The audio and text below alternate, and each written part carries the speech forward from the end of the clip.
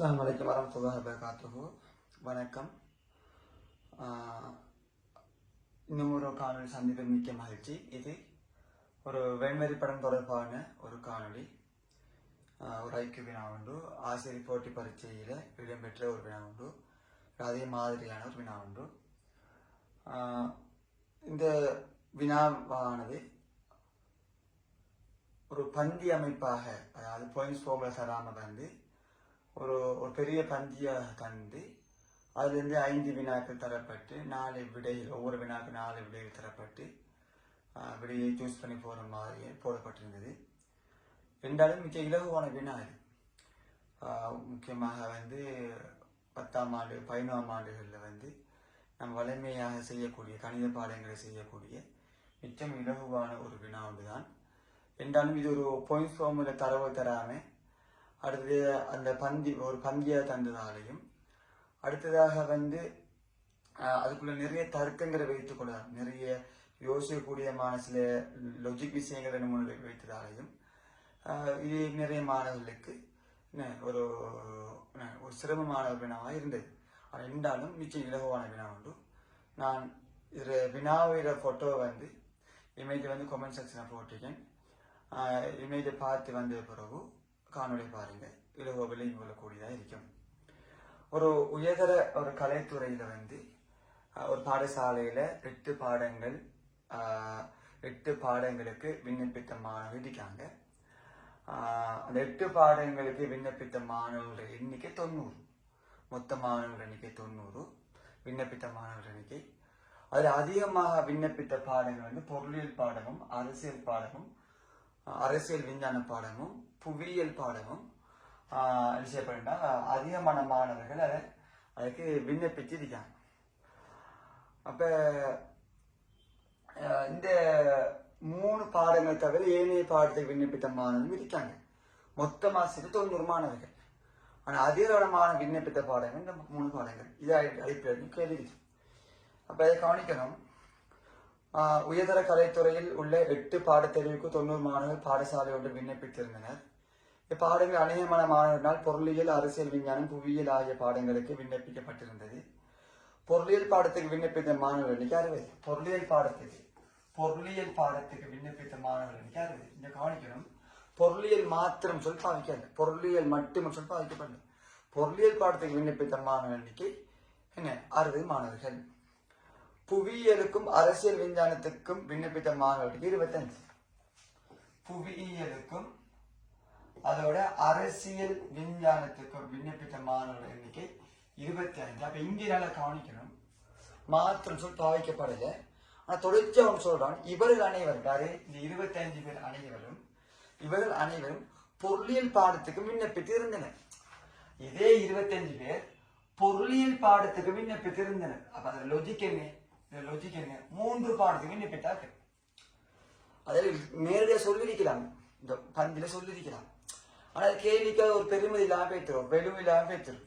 அப்ப உங்களை கொஞ்சம் சிந்திக்க வைக்கலாம். என்ன, புவியியல் பாடத்துக்கும் அரசியல் விஞ்ஞான பாடத்துக்கு விண்ணப்பித்த மாணவர்கள் எண்ணிக்கை 25. இவர்கள் அனைவரும், இந்த 25 பேர் அனைவரும் பொருளியல் பாடத்துக்கு விண்ணப்பித்தனர் என்று சொல்றான். அப்ப என்ன அர்த்தம்? 3 பாடத்துக்கு விண்ணப்பித்தார்கள் 25. இவர் அடுத்தது புவியியலுக்கும் பொருளியல் பாடத்துக்கு விண்ணப்பித்த மாணவர்களுக்கு 37. புவியியலுக்கும் பொருளியல் பாடத்துக்கு விண்ணப்பித்த மாணவர்கள் எண்ணிக்கை 37. இங்கேயும் கவனிக்கணும், மாத்திரம் சொல் பாவிக்கப்படலையா? இதுலயும் மாத்திரம் சொல் பாவிக்கப்படல, இதுலயும் மாத்திரம் சொல் பாவிக்கப்படல. 37. அடுத்த ஒரு தரவுதாரா, இதான் ரொம்ப முக்கியமான விஷயம். தரவு ஒரு பாடத்துக்கு மாத்திரம் விண்ணப்பித்த மாணவர்கள் எண்ணிக்கை 40. ஏதாவது ஒரு பாடம், அது பொருளியல் மட்டுமா இருக்கலாம், அரசியல் விஞ்ஞானம் மட்டுமா இருக்கலாம், புவியியல் மட்டுமா இருக்கலாம். அப்படி இந்த ஒவ்வொரு பாடத்துக்கு மாத்திரம் ஒன்லி ஒன் சப்ஜெக்ட், ஒரே ஒரு சப்ஜெக்டுக்கு மட்டும் விண்ணப்பித்த மாணவர்கள் எண்ணிக்கை 40. எப்படி கேள்வி கொண்டு போறோம்னா, 40 ஆவதோடு இவர்களில், இந்த 40 பேர்களில் இவர்களில் அரசியல் விஞ்ஞானத்துக்கும் பொருளியலுக்கும் விண்ணப்பித்த மாணவர்கள் எண்ணிக்கை சமனாவதோடு, 40 பேர் எப்படிப்பட்டார்கள்? ஏதாவது ஒரு பாடத்துக்கு மட்டும் விண்ணப்பித்தார்கள். அதுல இவர்களில் அரசியல் விஞ்ஞானத்துக்கும் பொருளியலுக்கும் விண்ணப்பித்த மாணவர்கள் எண்ணிக்கை சமனாவதோடு புவியியலுக்கு மாத்திரம் விண்ணப்பித்த மாணவர்கள் எண்ணிக்கை இருமடங்கு. புவியியலுக்கு மாத்திரம் விண்ணப்பித்த மாணவர்கள் எண்ணிக்கையை போல இவங்க எத்தனை மடங்கு? 2 மடங்குன்னு சொல்றோம். புவியியல் விண்ணப்பித்த மாணவர் 1 மடங்குன்னா இவங்க 2x சொல்றோம். அதாவது இவங்க 2x இவங்க 2x அர்த்தம். சரியா? அதாவது மொத்தமாக அரசியல் விஞ்ஞானத்துக்கு மாத்திரம், அதோட பொருளியலுக்கு மாத்திரம், அடுத்து புவியியலுக்கு மாத்திரம், இப்படி விண்ணப்பித்த மாணவர் எண்ணிக்கை இருப்பாங்க. ஒரு பாடத்துக்கு மட்டும் விண்ணப்பித்த மாணவர் எண்ணிக்கை இருப்பாங்க. மொத்தம் 40. அவங்கள 3 வகை பிரிக்காங்க. அதுல அரசியல் விஞ்ஞானத்துக்கு மாத்திரம் விண்ணப்பித்த மாணவர் எண்ணிக்கையும் பொருளியலுக்கு மாத்திரம் விண்ணப்பித்த மாணவர் எண்ணிக்கையும் சமனம். அதோட எண்ணியா புவியியலுக்கு விண்ணப்பித்த மாணவர் எண்ணிக்கையை விட இவங்க இருமடங்கா. இவங்க இருமடங்கு, இவர் இருமடங்கு, அவர் இருமடங்கு தானே. அங்க அந்த ஐடியா இருக்கு. அங்க தர்க்கத்தை வச்சா சரியா யோசிக்கணும் அந்த இடத்து. அப்ப மொத்தமாக இது 2x, இது 2x, இது 1x, மொத்தம் எத்தனை x? 5x. அப்ப 5x மாணவர்கள் 40. அப்ப 1x மாணவர்கள் 8 வரும். அப்ப புவியியல மட்டும் விண்ணப்பித்த மாணவர் எண்ணிக்கை 8, பொருளியல விண்ணப்பித்த மாணவர் எண்ணிக்கை 16. இவங்க எண்ணிக்கை இவங்க சமன்பா. அப்ப அரசியல் விஞ்ஞானத்தை விண்ணப்பித்த மாணவர் எண்ணிக்கையும் 16 ஆயிருக்கு. மொத்தமா 40 ஆயிருக்கு. இவ்வளவு தரவு இதை வச்சு கொண்டு நம்ம செய்யணும். நாம கீழே கேள்விக்கு விட செய்யணும். அங்க 4 விட தந்து ஒரு விட சூஸ் பண்ண மாதிரி தந்திருந்தா அவங்க விளங்கப்படுத்தி போடும். அப்ப நம்ம ஒரு வெண்வரி படம் பெறுவோம். இந்த வெண்வரி படத்தை மொத்தமா விண்ணப்பித்த மாணவனுக்கு 90, மொத்தம் 8 சப்ஜெக்ட் விண்ணப்பித்த மாணவனுக்கு 90. அதுல 3 பாடத்துக்கு விண்ணப்பித்த மாணவர்கள் இருக்காங்களா? அதான் கேள்வி ஆரம்பிக்கணும். 3 பாடத்துக்கு விண்ணப்பித்த மாணவர்கள் 25. அதான் பெருசா வசனமா சொன்னான். அதாவது அர்த்தம். அப்ப 3 பாடத்துக்கு விண்ணப்பித்த மாணவர்கள் 25ன்னா இப்படி போடுவோம். இதை போடுவோம், இதை பொருளியல் போடுவோம், இதை நாம் போடுவோம் அரசியல் விஞ்ஞானம் போடுவோம், இதை நம்ம புவியியல் போடுவோம். 3 பாடத்துக்கு விண்ணப்பித்த மாணவர்கள் 25 போட்டோம். பொருளியலுக்கு விண்ணப்பித்த மாணவர்கள் 60, மொத்தமா இருக்கு. அடுத்து புவியியலையும் பொருளியலுக்கும் விண்ணப்பித்த மாணவர்களுக்கு 37. இன்னும் கவனிக்கணும், இது புவியியல் வட்டம், இது பொருளியல் வட்டம். அப்ப புவியியலுக்கும் பொருளியலுக்கும் விண்ணப்பித்த மாணவர்கள் இந்த மாணவர்கள் இவங்க தானே, இந்த புவியியலுக்கும் பொருளியலுக்கும் என்றால் இவங்க இந்த மாணவர்கள். இந்த 2 ஏரியா சேர்த்து 37 சொல்றாங்க. அப்ப நடுவுல 25, இங்க 12 வரும், இங்க 12 வரும். அவன் 30 சரியா பேத்து. சரி, அடுத்தது ஒரு சப்ஜெக்ட் மாத்திரம் போடுவோமே. புவியியல் 8 பேர், புவியியல் மாத்திரம் விண்ணப்பித்தாக்க 8 பேர், பொருளியல் மாத்திரம் விண்ணப்பித்தாக்க 16 பேர், அரசியல் விஞ்ஞானம் மாத்திரம் விண்ணப்பித்தாக்க 16 பேர். இப்ப பொருளியலுடைய மொத்த வட்டம் 60 வரணும். பொருளியோட மொத்தம் 60 வரணும். அப்ப இந்த 4 ஏரியா கூட்டி பார்த்தா 60 வரணும். அப்ப 12, 25, 37, 37, 16, 47, 53 இல்லையா? 37, 16, 53. அப்ப இந்த இதுக்குள்ள வரும் 7 பேர் வரும். அப்ப இந்த 60 ஆகும். இப்ப நிரப்பப்படாம இந்த ஏரியாவும் இந்த ஏரியாவும் எவ்வளவு? சரியா? இதுக்கு போதுமான தரவும் தரல. அப்ப இது கேள்வி விளக்கம் இருக்குன்னு அர்த்தம். இந்த பூர்ணமாக ஒழுங்கமைக்கப்படலை. சரி, வினாவோட இந்த ஏரியா எம்டியா இருக்கு, இந்த ஏரியா எம்டியா இருக்கு.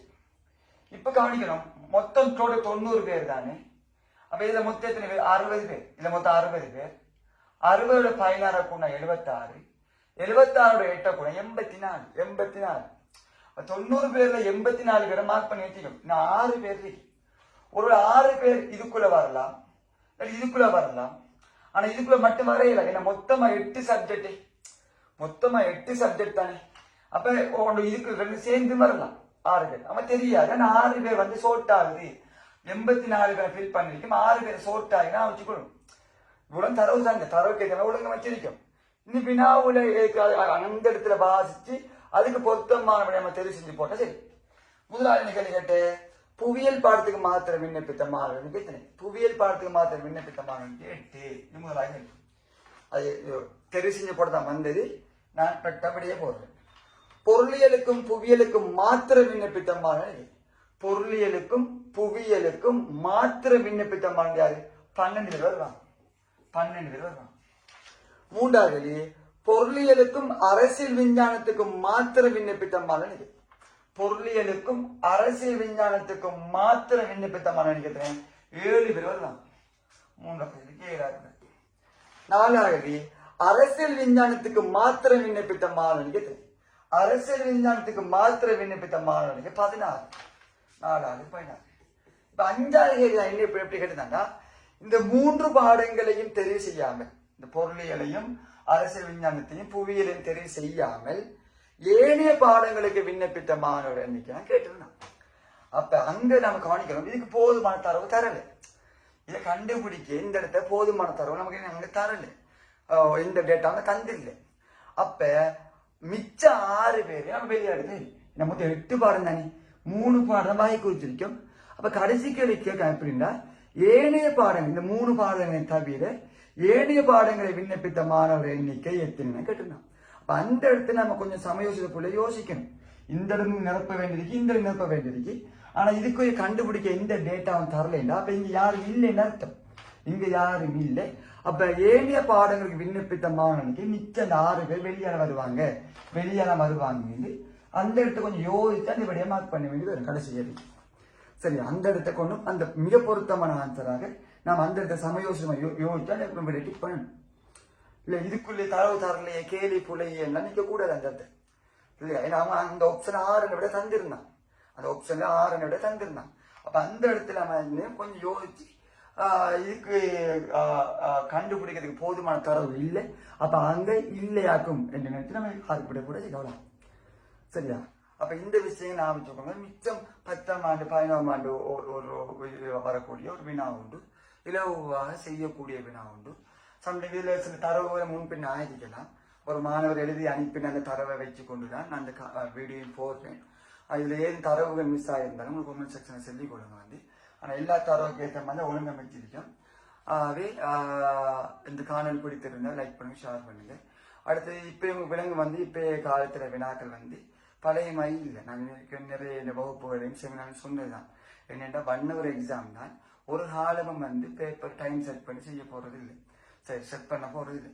அப்ப ஒரு என்ன செய்யணும், மிச்சம் நாம ஸ்பீடா வாசிட்டு போக்குள்ளேயே கிடைக்கக்கூடிய அந்த திறனை வளர்த்துக்குள்ள தான் வேணும். நம்ம 2வது தரம் வாசிக்கையோ 3வது தரம் வாசிக்கையோ இடம் வைக்க கூடாது. ஏன்னா தற்காலத்தில் உள்ள ஐக்கிய பேப்பர்கள், உள்ளத்தார்வு பேப்பர் அவ்வாறு இடம்பெறுது. முக்கியமான நல்ல போட்டித்தன்மையான பரீட்சைகளை வந்து பேப்பர் அவ்வாறு இடம்பெறுது. அப்ப நாம என்ன செய்யணும், முதலாவது ஸ்கில்ஸை வளர்த்துக் கொள்ளணும், தொடர்ந்து வாசிக்கணும். நம்ம நிறைய வாசிக்க கூட வாசிட்டு போகக்கூடிய அதை கிடைக்கக்கூடிய ஆற்றல் கிடைக்கும். இல்லாட்டி நமக்கு என்ன செய்யணும்னா, லேசான வினாதான் இப்படி பந்தியா போடக்குள்ள செய்யக்குள்ள இன்னையோ நிறைய தர்க்கம் இருக்கிற மாதிரியோ நிறைய சுத்துற மாதிரி நமக்கு இருக்கும். ஆனா அப்படி நாம இப்பய கால போட்டித்தன்மைக்கு ஏற்ற மாதிரி நாமளும் ரெடி ஆகணும். சரியா? இந்த போட்டித்தன்மை இருக்குத்தானே, அப்ப நாம அதை வின் பண்ணணும்னா நம்ம அதுக்கேற்ற நம்ம ரெடியா தான் இருக்கணும். ஆகவே இது ஒரு உதாரணமாக எடுத்துக்கொண்டு இவ்வாறு வினாக்கள் நிறைய வினாக்கள் தேடி செஞ்சு பாருங்க. அந்த காணொலி பிடித்திருந்தா உங்கள் கருத்துக்களை தெரிவித்துக்கோங்க, லைக் பண்ணுங்க, ஷேர் பண்ணுங்க. ஏனைய பிரயோசனம் அடைமையும் நான் சிந்தாம பாசம்.